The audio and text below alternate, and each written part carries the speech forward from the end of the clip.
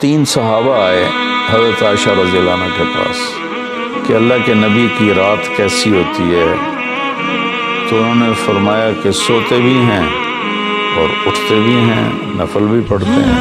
بلکہ آپ کی بہت خوبصورت عادت تھی جب آپ تہجد سے فارغ ہو جاتے تو یوں کر کے لیٹ جاتے، ایسے کر کے، اور حضرت عائشہ رضی اللہ تعالیٰ عنہ بھی اٹھ جاتی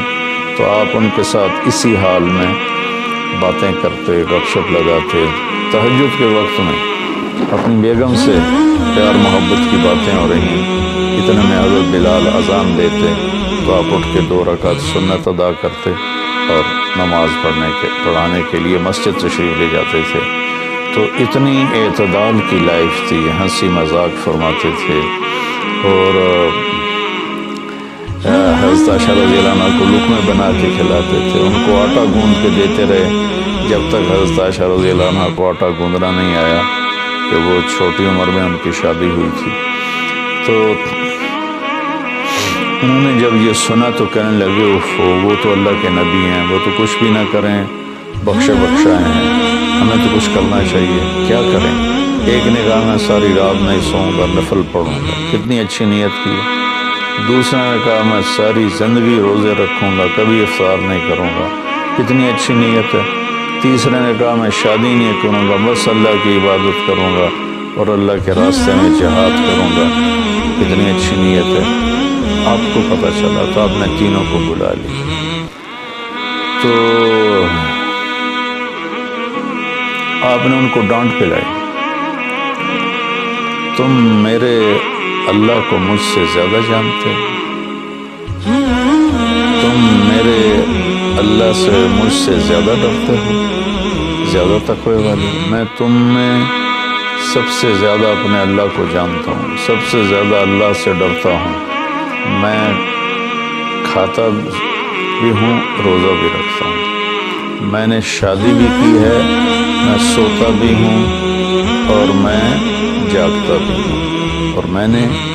آپ نے تو 11 شادیاں کی، 9 بیویاں زندہ تھیں جب آپ دنیا سے تشریف لے گئے، تو آپ کی ایک خوبصورت زندگی تھی ان کے ساتھ۔ تو آپ نے تینوں کو ڈانٹا اور فرمایا کہ اعتدال کے ساتھ چلو، جس نے کہا میں شادی نہیں کروں گا شادی کرے، جس نے کہا میں روزہ نہیں چھوڑوں گا وہ روزہ چھوڑے، مہینے میں 3 روزے رکھو بس، 13، 14، 15، اور جس نے کہا میں رات سوؤں گا نہیں وہ آرام بھی کرے اور اٹھے بھی سے۔ تو یہ زندگی اعتدال والی، اللہ کا تو دین میں انتہا پسندی اچھی نہیں لگتی، اور اللہ نے اس کو رد فرمایا۔ ہمارے بعض نادان دوست قربانی کے نام پر پورے گھر کو اجاڑ دیتے ہیں اور انہیں احساس بھی نہیں ہوتا کہ کتنا بڑا نقصان کر رہے ہیں۔ سب سے بڑا تقاضا اسلامی تاریخ میں جنگ بدر کا ہے، اس سے بڑا تقاضا قیامت تک نہیں آئے گا، کہ جن کے بارے میں اللہ کے نبی کی وہ گواہی ہے جو قیامت تک کسی کے لیے نہیں، ان تہلک هذه العصابة فلن تعبد، میرے رب اگر آپ نے اس جماعت کو ہلاک کر دیا تو پھر آپ کا نام لینے والا کوئی نہیں بچے گا۔ اتنی بڑی گواہی 313 کی، اور یہ اتنا بڑا تقاضا تھا اور اتنا بڑا یہ اس وقت اہم اور ضروری کام تھا۔ آپ نکلے اور ذوالحلیفہ 7 میل دور ہے، جب وہاں پہنچے تو حضرت عثمان اور اسامہ رضی اللہ عنہما کو آپ نے واپس بھیج دیا کہ آپ کی بیگم حضرت رقیہ رضی اللہ تعالیٰ عنہ وہ حضور صلی اللہ تعالیٰ علیہ وسلم کی دوسرے نمبر کی بیٹی تھی، حضرت زینب پہلے نمبر پر، حضرت رقیہ دوسرے نمبر پر، ام کلثوم تیسرے نمبر پر، حضرت فاطمہ چوتھے نمبر پر۔ تو ان کو چیچک نکل آیا تھا، ان کو وہاں سے واپس بھیجا کہ جاؤ تم رقیہ کی تیمارداری کرو، وہ جنگ بدر میں شریک نہیں ہوئے، میرے نبی نے واپس کیا،